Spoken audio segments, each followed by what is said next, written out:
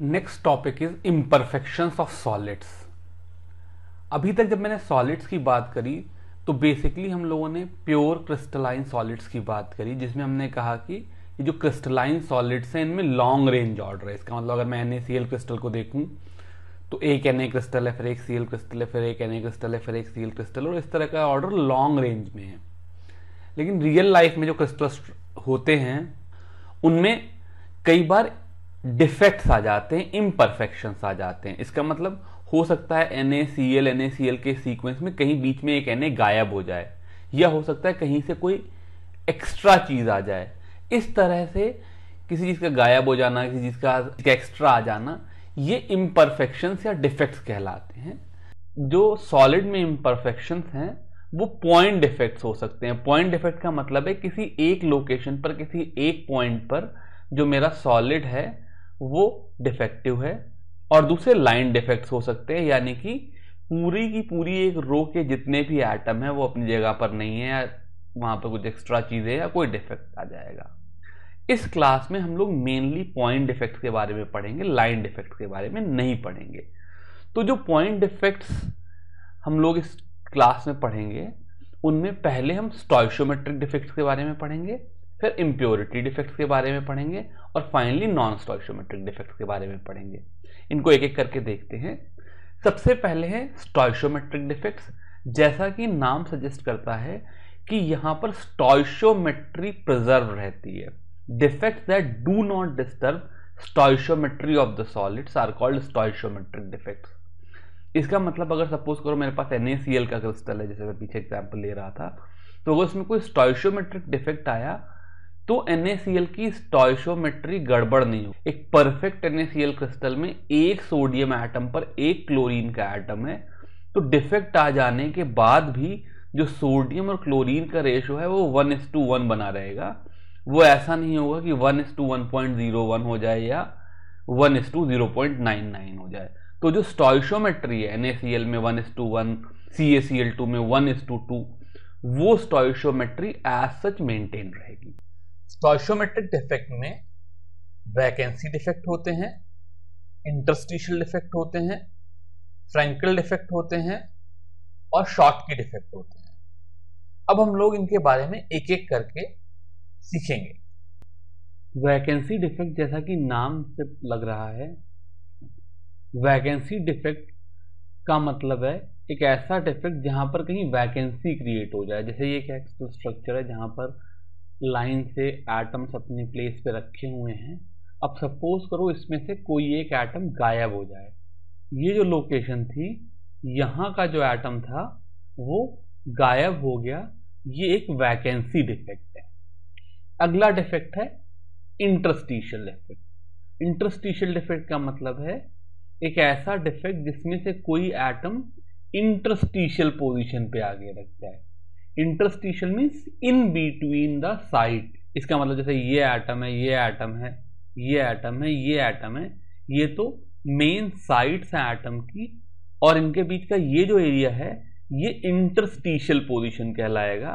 तो एक ऐसा डिफेक्ट जिसमें एक एटम इस इंटरस्टिशियल पोजीशन पे आके रख जाए, इंटरस्टिशियल डिफेक्ट कहलाएगा। जैसे ये एक एक्स्ट्रा एटम आकर के इंटरस्टिशियल पोजीशन पर रख गया। नेक्स्ट डिफेक्ट है फ्रैंकल डिफेक्ट।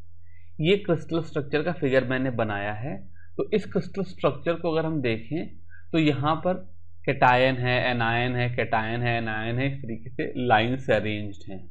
पर अगर इस कैटायन को मैं देखूं तो ये इंटरस्टिशियल पोजीशन पे आ गया है, और न सिर्फ इंटरस्टिशियल पोजीशन पे आया है बल्कि ये इस वैकेंसी से इस इंटरस्टिशियल पोजीशन पर आया है। तो एक ऐसा डिफेक्ट जिसमें एक आयन अपनी पोजीशन छोड़ करके इंटरस्टिशियल पोजीशन पे चला जाए, फ्रैंकल डिफेक्ट कहलाता है।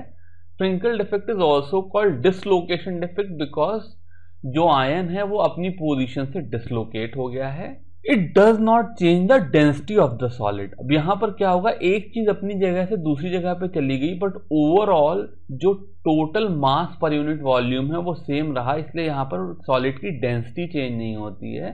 इसके कुछ एग्जाम्पल हैं, जैसे zinc sulphide, silver chloride, silver bromide और सिल्वर आयोडाइड। फोर्थ और लास्ट डिफेक्ट है शॉटकी डिफेक्ट। इसको मैंने इस डायग्राम से दिखाया, ये अगेन पिछली बार की तरह से एक आयनिक सॉलिड, इसमें एनायन है, कैटायन है।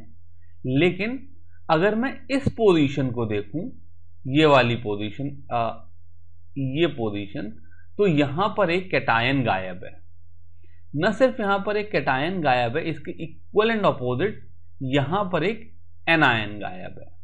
फिर यहां पे कैटायन गायब है और इक्वल एंड अपोजिट यहां पर एक एनायन गायब है।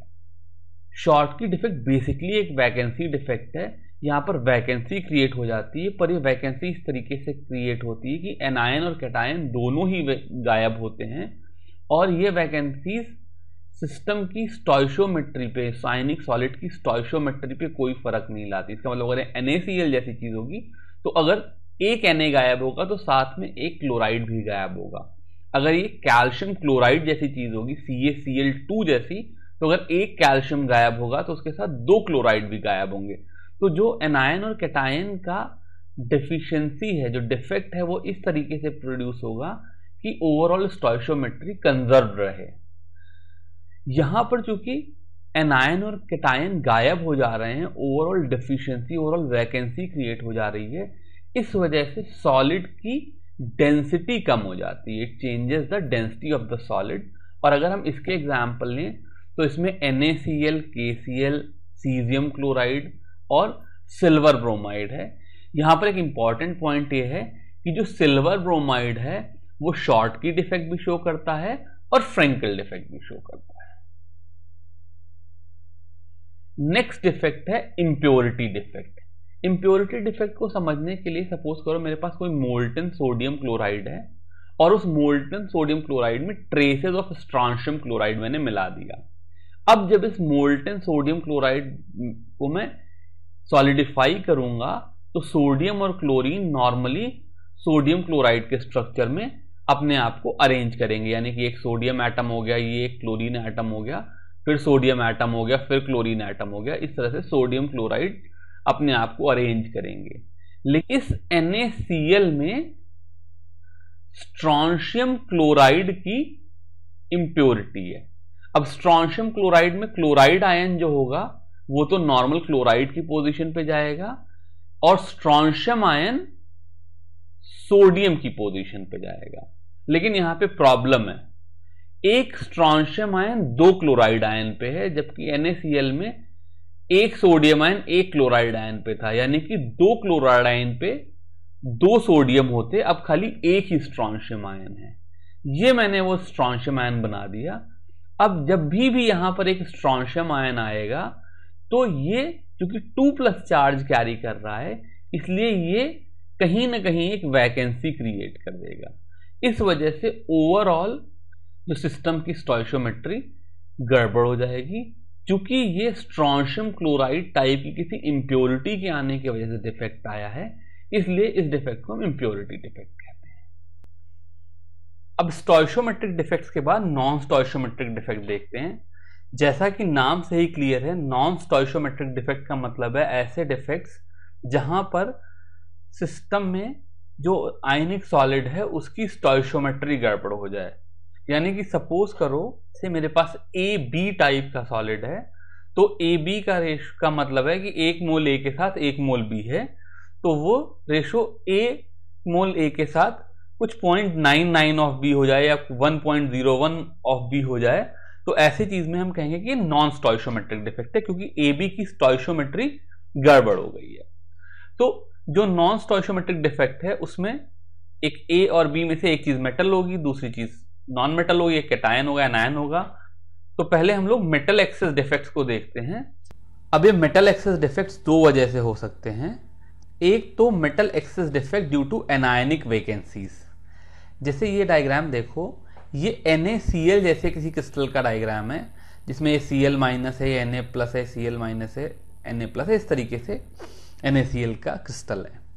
अब जब हम लोग NaCl क्रिस्टल को सोडियम वेपर की प्रेजेंस में हीट करते हैं तो इस क्रिस्टल की सरफेस पे सोडियम के एटम आकर के बैठ जाते हैं, और जब सोडियम के एटम सरफेस पे आके बैठते हैं तो जो यहां पर क्लोराइड आयन है बीच में, ये क्लोराइड आयन का क्लोरीन सरफेस पे डिफ्यूज करके उस Na के साथ NaCl बना लेगा और पीछे अपना इलेक्ट्रॉन छोड़ जाएगा।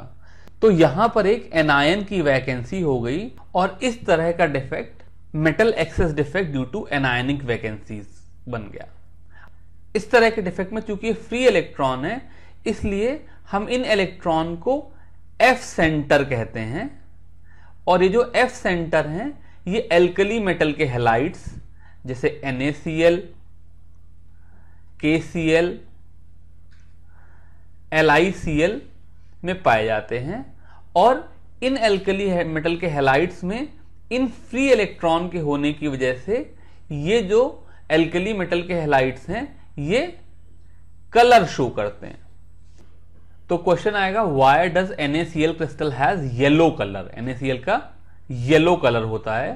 तो ये जो येलो कलर होगा it is because of free electrons, because of F centre. ऐसे ही जो लिथियम क्लोराइड है इसका पिंक कलर होता है, जो पोटेशियम क्लोराइड है इसका वॉयलेट कलर होता है। तो एल्कली मेटल के हैलाइड्स जो अपना कलर शो करते हैं it is because of this non stoichiometric defect called F centre. अगला मेटल एक्सेस डिफेक्ट है metal excess defect due to presence of extra cation at interstitial sites.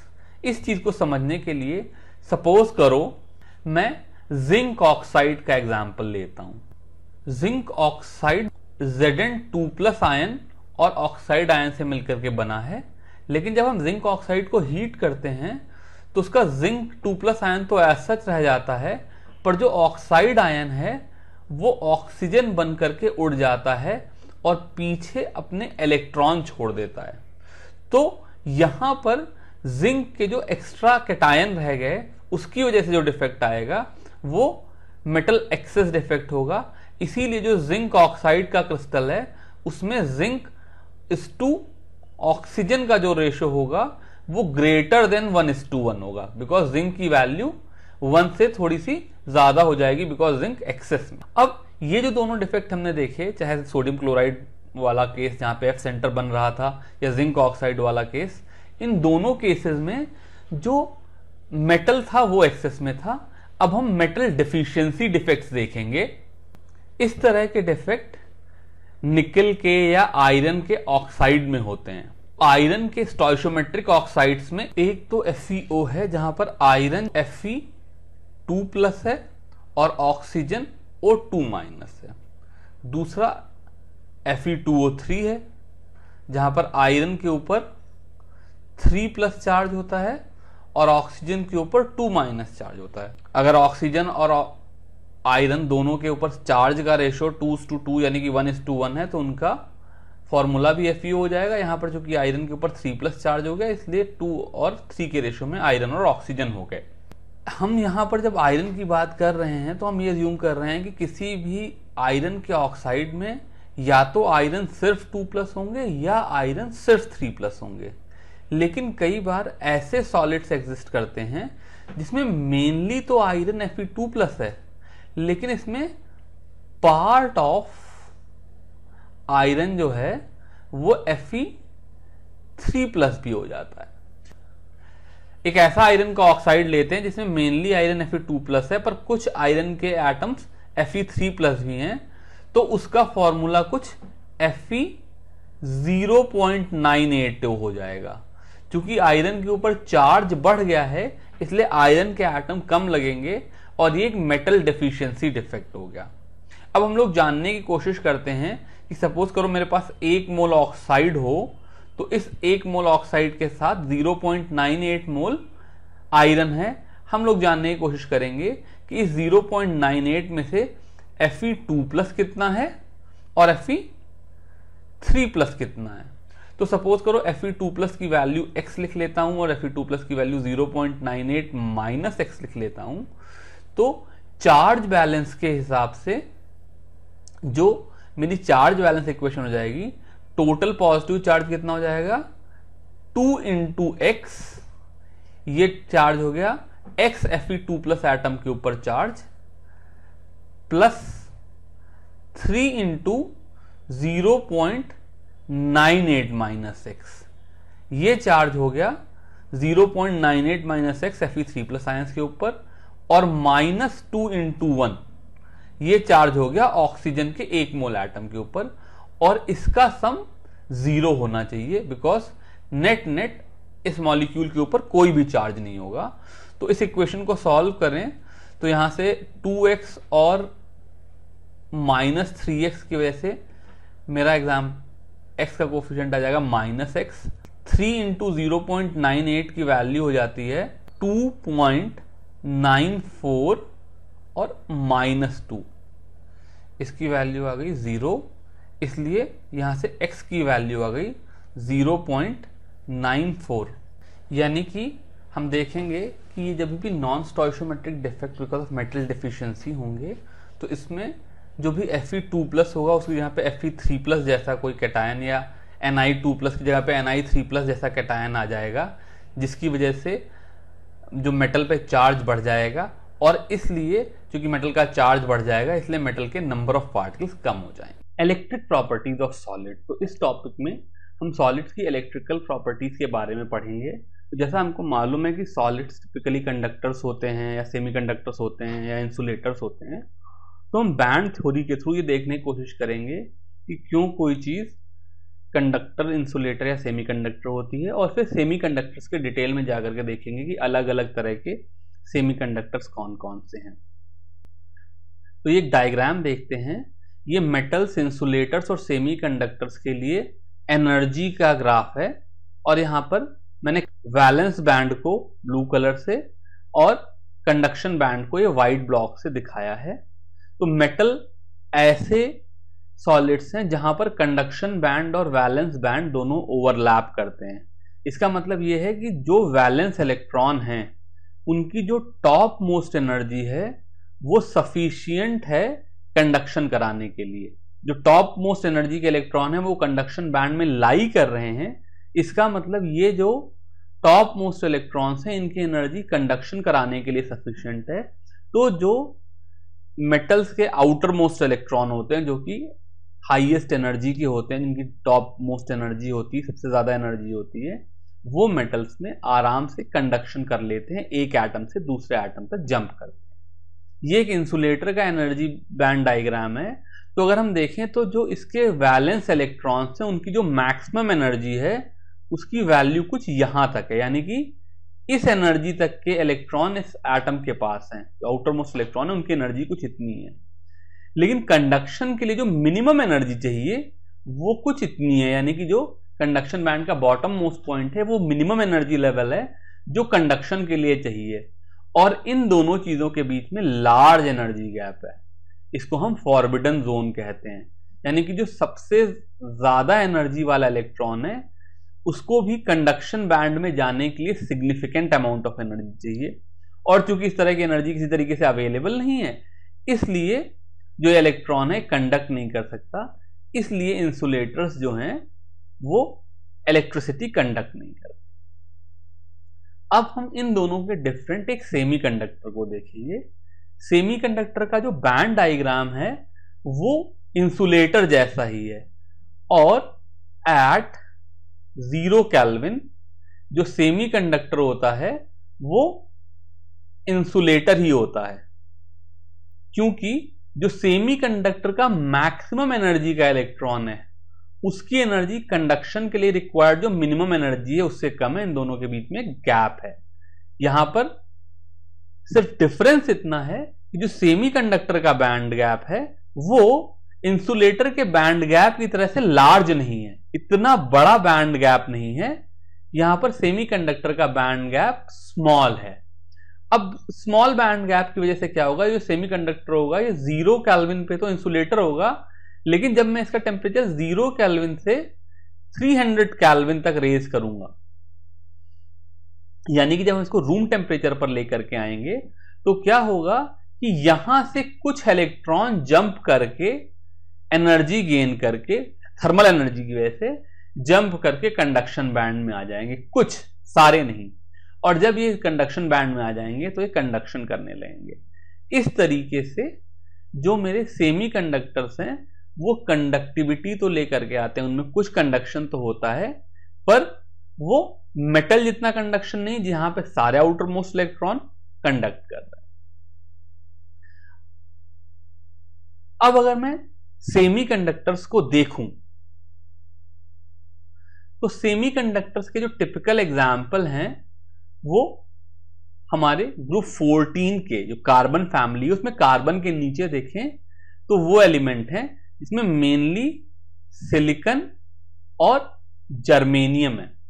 लेकिन जो silicon और जर्मेनियम है ये सेमीकंडक्टर तो है पर इनकी कंडक्टिविटी इतनी कम होती है कि ये प्योर सिलिकॉन और प्योर जर्मेनियम किसी भी तरीके से किसी प्रैक्टिकल यूटिलिटी के नहीं होते, इतनी लो कंडक्टिविटी है कि कंडक्ट ही नहीं कर पाएंगे। तो अब इनको यूजफुल बनाने के लिए हम इसमें डोपिंग करते हैं और एक्सट्रिंसिक सेमीकंडक्टर बनाते हैं। समझते हैं एक्सट्रिंसिक सेमीकंडक्टर क्या है। ये सिलिकॉन और जर्मेनियम एक नेचुरली अकरिंग सेमीकंडक्टर है।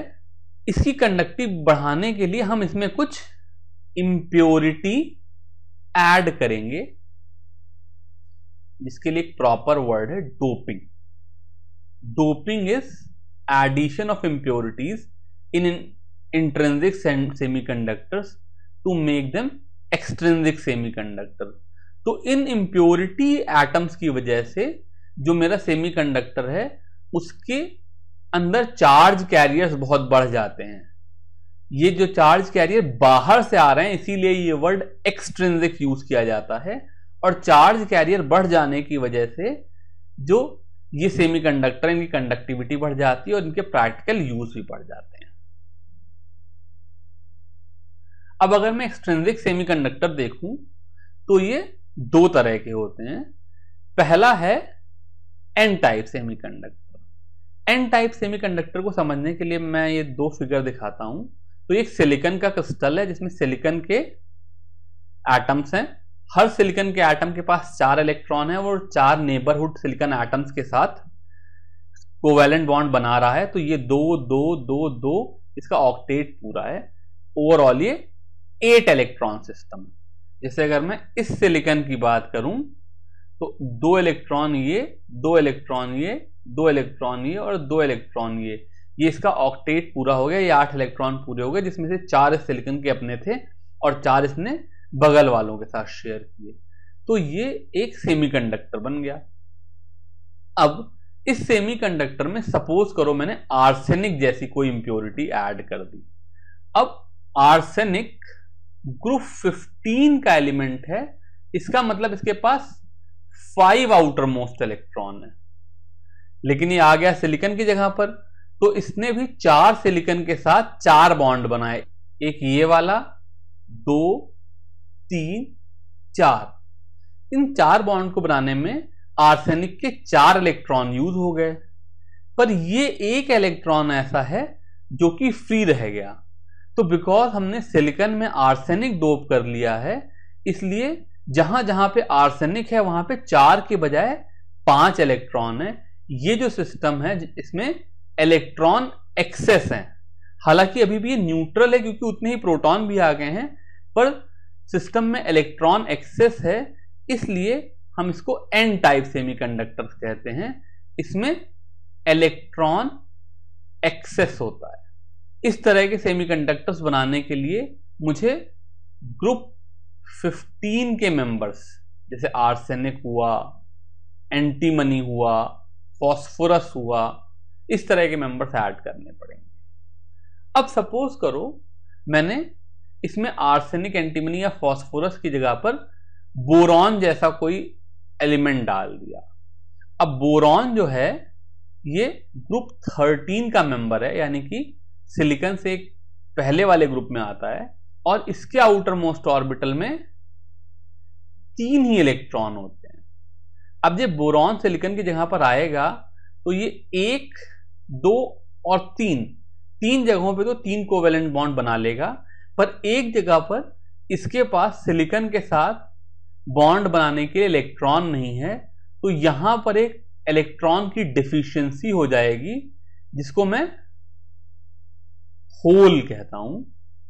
और ये जो होल हैं ये भी कंडक्टिंग होते हैं तो जो ऐसे सेमीकंडक्टर हैं इनको मैं पी टाइप सेमीकंडक्टर कहता हूं, और इनमें होल एक्सेस होते हैं, और ये तब बनते हैं जब मैं सिलिकॉन या जर्मेनियम जैसे नॉर्मल सेमीकंडक्टर में ग्रुप 13 की इंप्योरिटीज जैसे बोरॉन हुआ या इंडियम हुआ इस तरह की, या एल्यूमिनियम हुआ इस तरह की इंप्योरिटीज ऐड कर दूं। तो फिर से समझते हैं, सिलिकॉन में कुछ इलेक्ट्रॉन थर्मल एनर्जी की वजह से जंप करके कंडक्शन बैंड में चले जाएंगे, तो यहां पर एक तो इलेक्ट्रॉन और होल बराबर होंगे, जितने इलेक्ट्रॉन जंप करके कंडक्शन के लिए जाएंगे उतने ही होल बन जाएंगे, और दूसरी बात इनका नंबर बहुत कम होगा।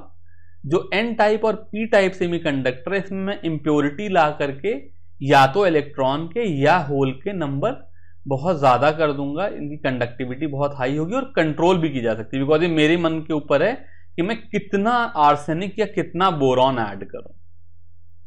अब ये जो एन टाइप और पी टाइप सेमीकंडक्टर हैं ये सिलिकॉन या जर्मेनियम जैसे इंट्रिंसिक सेमीकंडक्टर के ही मॉडिफाइड फॉर्म है। इसके अलावा कुछ और सेमीकंडक्टर होते हैं जैसे 13-15 सेमीकंडक्टर। 13-15 सेमीकंडक्टर्स ऐसे सेमीकंडक्टिंग मटेरियल्स हैं जो कि एलिमेंट ना होकर के सिलिकॉन या जर्मेनियम की तरह से कंपाउंड हैं। इन 13-15 सेमीकंडक्टर्स में एक एलिमेंट ग्रुप 13 का होगा और दूसरा एलिमेंट ग्रुप 15 का होगा। इसका एक बहुत अच्छा एग्जाम्पल है गैलियम आर्सेनाइड। गैलियम ग्रुप 13 का मेंबर है और आर्सेनिक ग्रुप 15 का मेंबर है। तो गैलियम अपनी तरफ से 3 इलेक्ट्रॉन लाता है, आर्सेनिक अपनी तरफ से 5 इलेक्ट्रॉन लाता है, टोटल 8 इलेक्ट्रॉन हो जाते हैं और ये नॉर्मल सेमीकंडक्टर की तरह से ही बिहेव करते हैं। ऐसे ही 12-16 सेमीकंडक्टर हैं जिसमें एक एलिमेंट ग्रुप 12 का होता है, दूसरा एलिमेंट ग्रुप 16 का होता है। इसका एक एग्जाम्पल है कैडमियम सिलेनाइड। कैडमियम ग्रुप 12 का हो गया और सिलेनियम ग्रुप 16 का हो गया। ये दोनों जो सेमीकंडक्टर्स के फॉर्म है ये कंपाउंड सेमीकंडक्टर हैं। इसके अलावा बहुत से ट्रांजिशन मेटल ऑक्साइड्स हैं जो बहुत ही वेरीड इलेक्ट्रिकल प्रॉपर्टी शो करते हैं और हम इन मेटल ऑक्साइड्स को या इन सेमीकंडक्टर्स को यूज करके अलग अलग तरह के डिवाइसेस बना सकते हैं।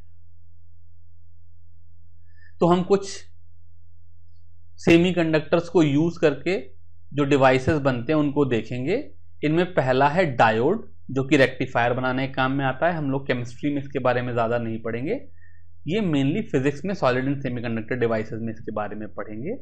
ये जो डायोड कभी कभी लाइट एमिटिंग डायोड, एलईडी हमने आजकल बहुत ये वर्ड सुन रहे हैं, एलईडी लैंप्स आ रहे हैं। लाइट एमिटिंग डायोड एक ऐसा डायोड होगा जिसमें से लाइट निकलेगी।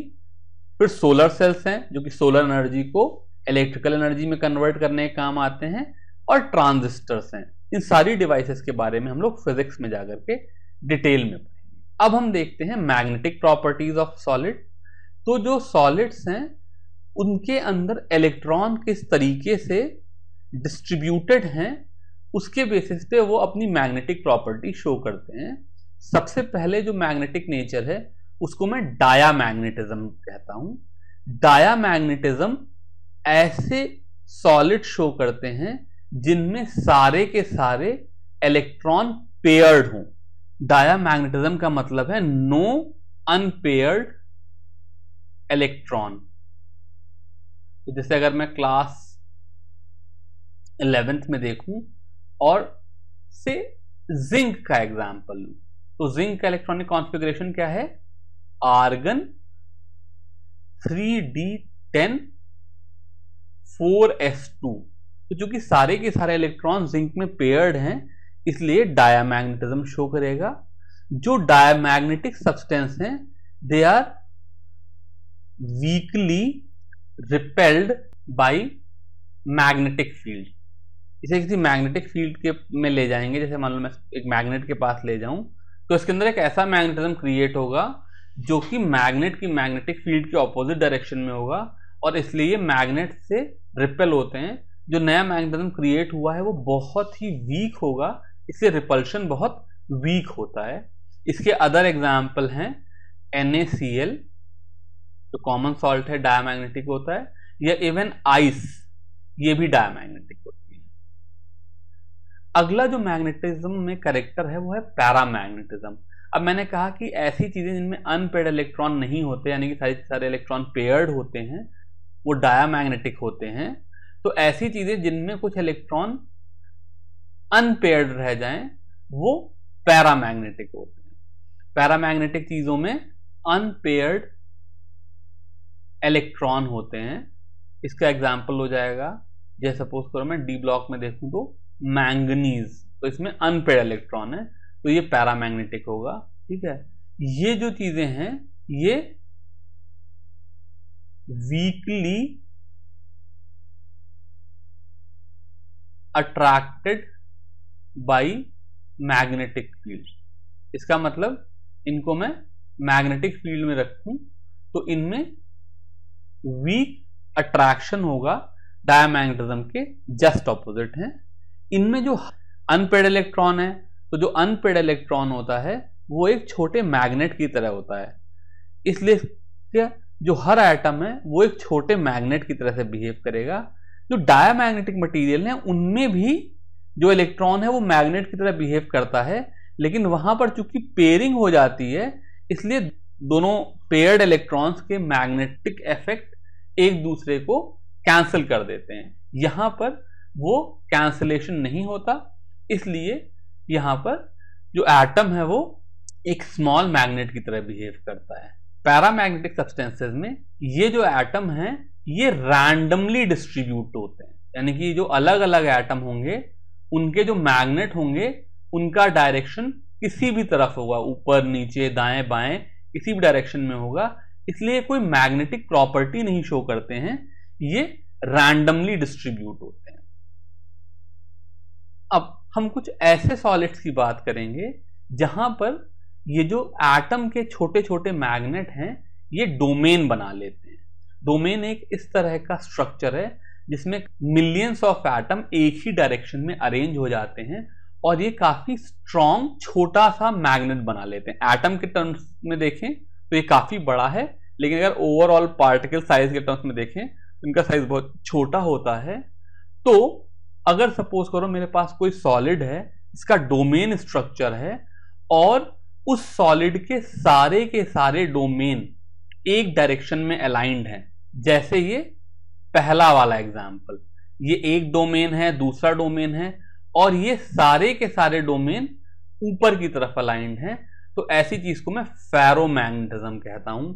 आयरन हुआ, कोबाल्ट हुआ, निकल हुआ, ये फेरोमैग्नेटिज्म शो करते हैं and they are strongly attracted by magnetic field. अब अगर मान लो कोई दूसरा सॉलिड है जिसमें डोमेन स्ट्रक्चर्स ही हैं, पर डोमेन इस तरीके से अरेंज हैं कि अगर एक डोमेन ऊपर है तो दूसरा डोमेन नीचे है, फिर तीसरा ऊपर है तो चौथा नीचे है, यानी कि सारे डोमेन एक दूसरे को कैंसिल कर रहे हैं, तो ऐसी चीजें एंटी फेरोमैग्नेटिक कहलाती हैं। इनका एग्जांपल मैंगनीज ऑक्साइड है। कई बार सॉलिड्स में डोमेन स्ट्रक्चर तो होता है, पर ना तो वो सारे के सारे एक डायरेक्शन में होते हैं और ना ही वो सारे के सारे एक दूसरे को परफेक्टली कैंसिल कर रहे होते हैं। जैसे जो मैंने तीसरा एग्जांपल दिखाया, यहां पे क्या है, अगर मेरे दो डोमेन ऊपर की तरफ हैं तो एक नीचे की तरफ है, यानी कि वो कुछ तो कैंसिल कर रहा है। वो फेरोमैग्नेटिक की तरह से सारे एक साथ ऐड भी नहीं हो रहे हैं और एंटी फेरोमैग्नेटिक की तरह से एक दूसरे को कैंसिल भी नहीं कर रहे हैं, पूरे ऐड हो रहे हैं पर थोड़े ऐड हो रहे हैं। इनको मैं फेरीमैग्नेटिक कहता हूं और ये फिनोमेना फेरीमैग्नेटिज्म कहलाता है। इसका एग्जांपल है Fe3O4 या फेराइट जैसे MgFe2O4। ये जो फेरीमैग्नेटिक सब्सटेंसेस हैं they are weakly attracted by magnetic field, मतलब इनका जो अट्रैक्शन होगा वो एटलीस्ट फेरोमैग्नेटिज्म के कंपैरिजन में कमजोर होगा, हालांकि फिर भी पैरामैग्नेटिक से काफी ज्यादा होगा। ये जो भी फेरोमैग्नेटिक, एंटी फेरोमैग्नेटिक या फेरीमैग्नेटिक सब्सटेंसेस हैं, ये सब अपनी प्रॉपर्टी इन डोमेन्स की वजह से पा रहे हैं, जो डोमेन्स बहुत ढेर सारे एटम्स के मैग्नेट के एक साथ अलाइन होने की वजह से बने हैं। अब जब भी मैं इस तरह के मटेरियल्स को हीट करता हूं, जो डोमेन स्ट्रक्चर है ये ब्रेक हो जाता है और एटम्स डिसअलाइंड हो जाते हैं और ये सारे के सारे पैरामैग्नेटिज्म में कन्वर्ट हो जाते हैं।